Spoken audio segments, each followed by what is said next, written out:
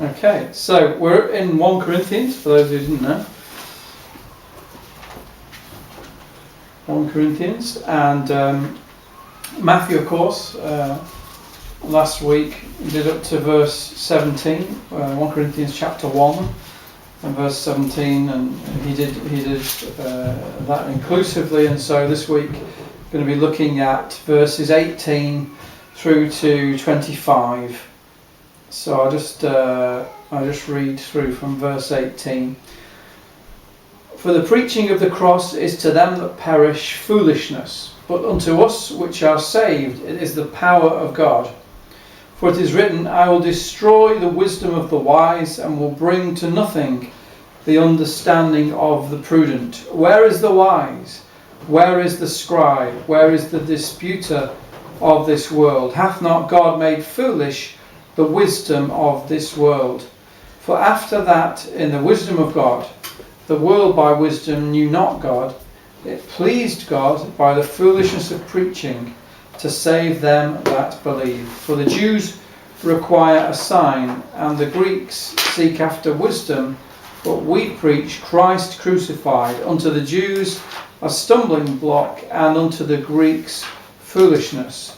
But unto them which are called, both Jews and Greeks, Christ, the power of God and the wisdom of God. Because the foolishness of God is wiser than men, and the weakness of God is stronger than men.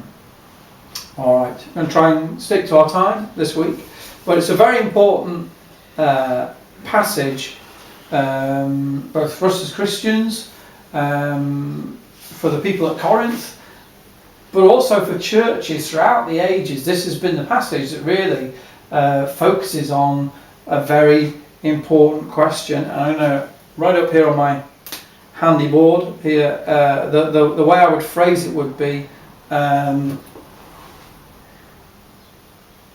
how people come to a knowledge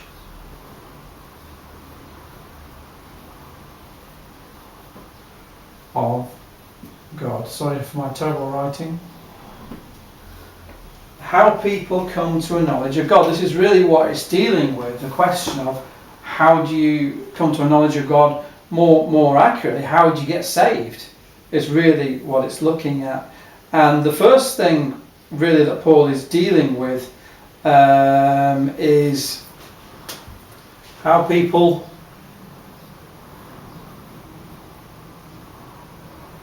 don't come to a knowledge of God. Because lots of different theories of how you come to a knowledge of God, and Paul is dealing with the way in which you don't do it. And so if you just look at verses 19 and verse 20, Paul says, for it is written, I will, the I of course being God, I will destroy the wisdom of the wise, and will bring to nothing the understanding of the prudent. The prudent are those who are very careful, very meticulous about how they apply the wisdom that they have to practice. So it's however careful people are, however diligent they have been to try and apply the wisdom that they've got into practice. Paul is saying that God is saying, I'm going to destroy that. I'm going to overturn that idea. And he goes on in verse 20 to say, where is the wise? Where is the scribe? Where is the disputer of this world? Hath not God made foolish the wisdom of this world? And in verse 19 you'll see it starts, for it is written. So he's quoting from somewhere else. He's quoting from somewhere else in the Bible.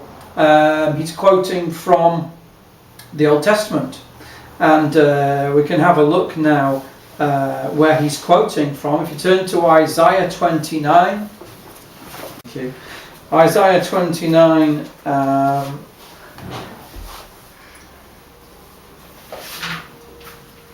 it's verse 14 where he's first of all quoting from. Isaiah 29:14.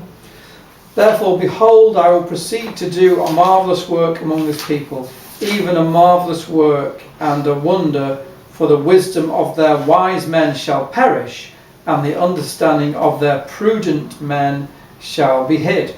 So that's the first part of the place where Paul is quoting from. And then if you turn just a little bit further, Isaiah 33.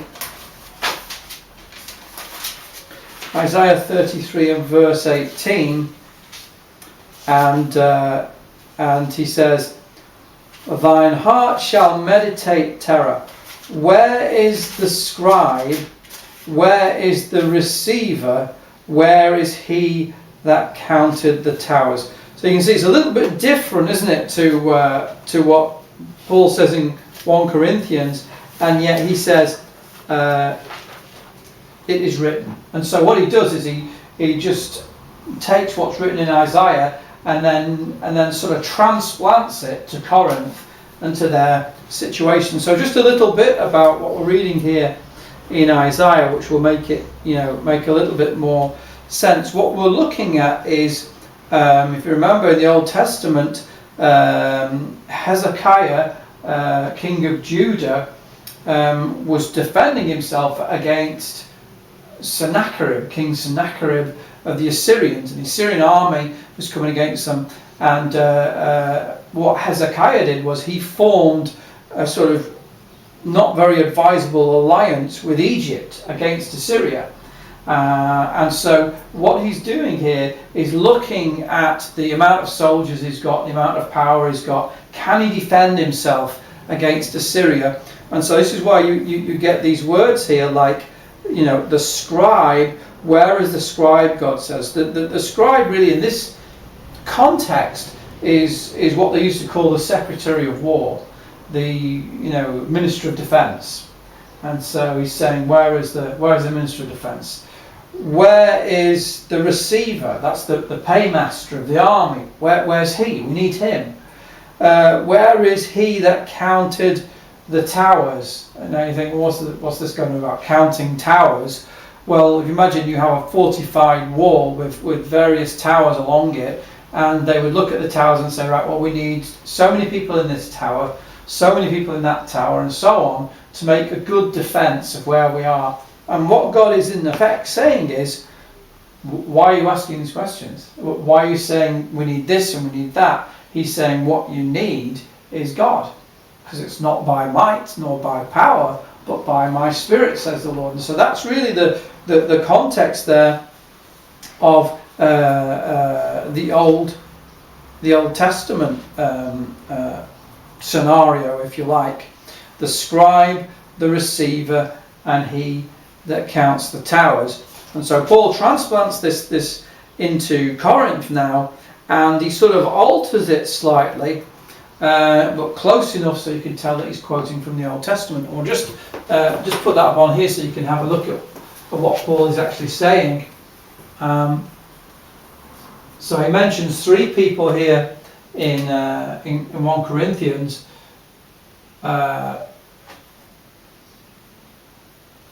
Let's see, the first one in 1 Corinthians is the wise. The second one is the scribe, I think, isn't it? Yeah, the scribe.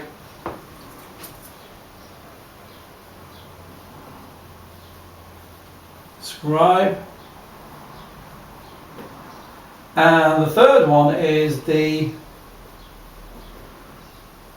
disputer. Some translations say the philosopher of this world.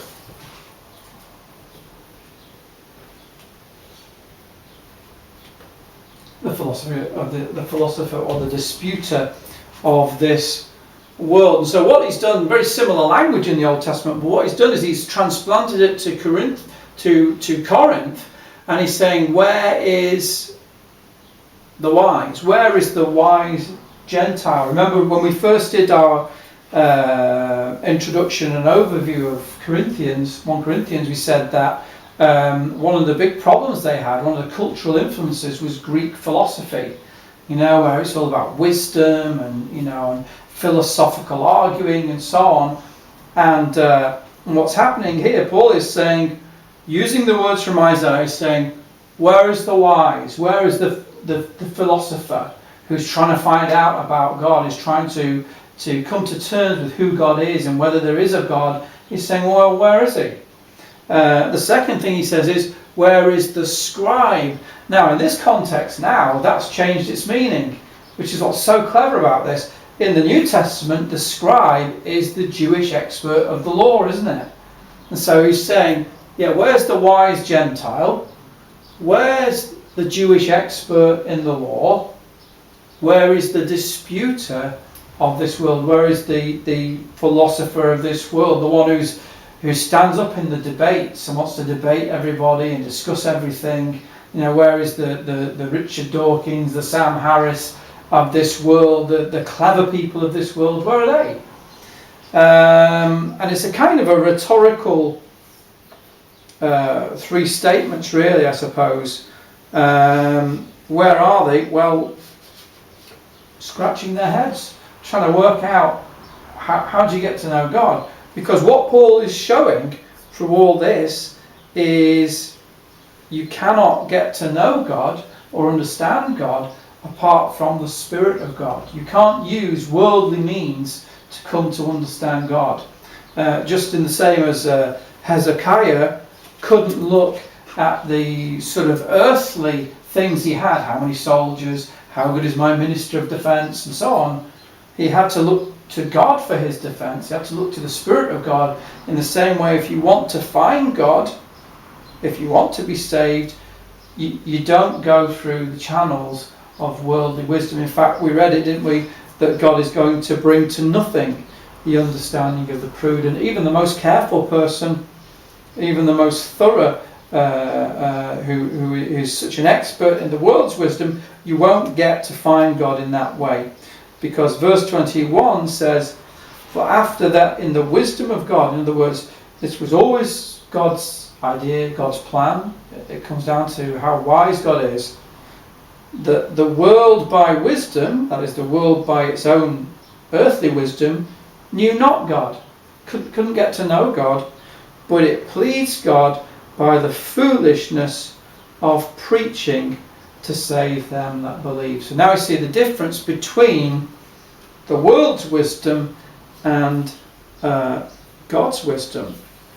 That there is a wisdom, there is a way of understanding that God has, but it is different to the world. And we come back to our original question: how do people come to a knowledge of God? What are the means? How does it happen? How do you get to know God?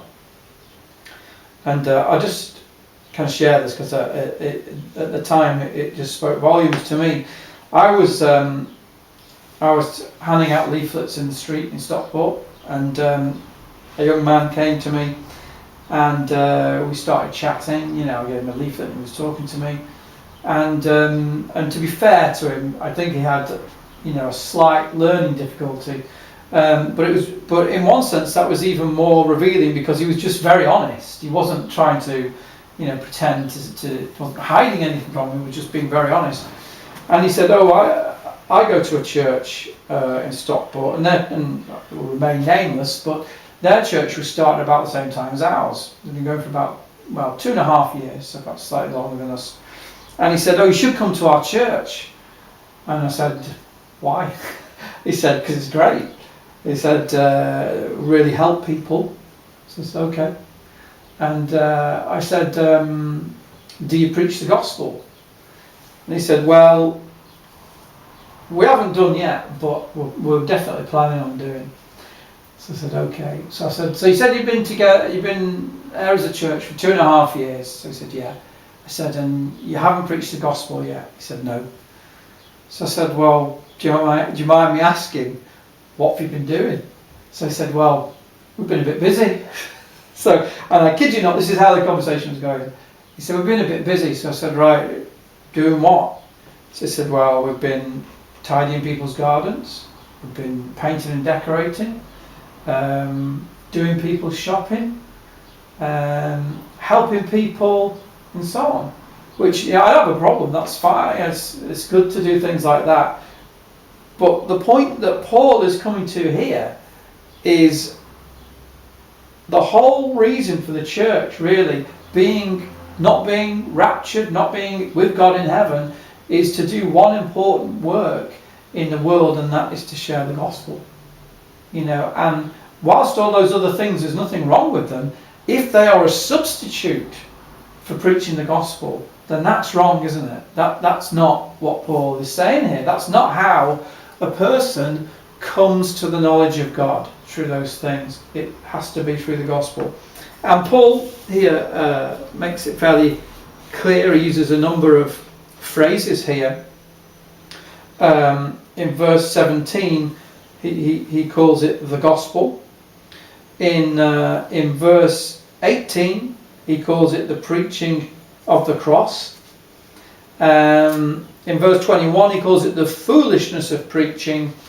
And in verse 23, he says Christ crucified. So that gives you a rough idea what he's talking about. He's talking about preaching, and he's talking about preaching the cross of Christ, or Christ crucified. The fact that Jesus died for people, the fact that he shed his blood to make a way between man and God, to reconcile them to God.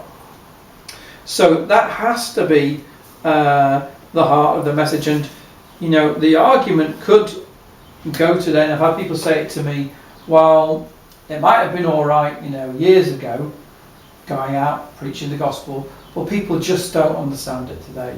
They see someone standing up and preaching the gospel, and it's just something that is outside their understanding. It's something they've never really seen before, and they just can't really relate to it.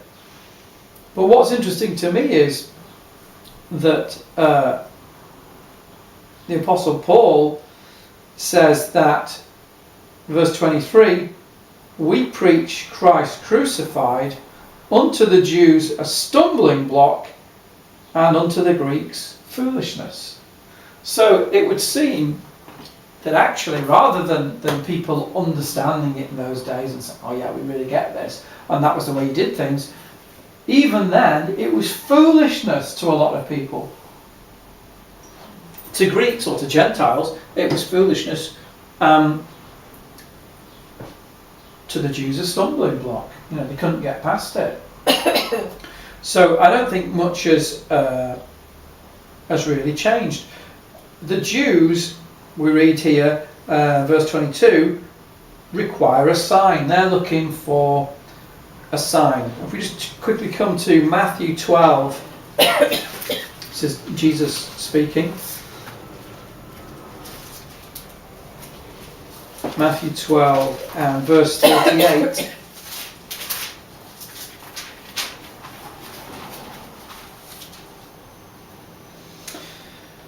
Says, then certain of the scribes and the Pharisees answered, saying, Master, we would see a sign from thee. So, not much change there. We would see a sign from thee. But he answered and said unto them, an evil and adulterous generation seeketh after a sign, and there shall no sign be given to it, but the sign of the prophet Jonas, or Jonah. For as Jonah was 3 days and 3 nights in the whale's belly, so shall the Son of Man be 3 days and 3 nights in the heart of the earth. So there he's drawing a direct connection between himself and Jonah, saying Jonah is a kind of a foretaste, a type of Christ. And he goes on to say in verse 41, the men of Nineveh shall rise in judgment with this generation, and shall condemn it, because they repented at the preaching of Jonas, and behold, a greater than Jonas is here. So Jesus is covering a number of points there. What's he talking about? What's the sign that he's giving them? His death, his burial, his resurrection, and their repentance. In short, it's the gospel, isn't it? It's all the elements that you would use if you were sharing the gospel with somebody. The death of Jesus Christ, the fact that he was buried, the fact that he rose again, the fact that the person needs to repent. And so Jesus is saying, you want a sign? There's your sign. That's what I'm going to preach to you. It's the gospel, that's the sign. Now, Greeks wanted something a bit more intellectual. And again, we've got this whole problem with Greek philosophy in Corinth. This whole idea of discussing ideas. You remember in Acts 17 as well, it talked about other people would gather and just discuss the latest ideas. Or what do you think about this one? What do you think?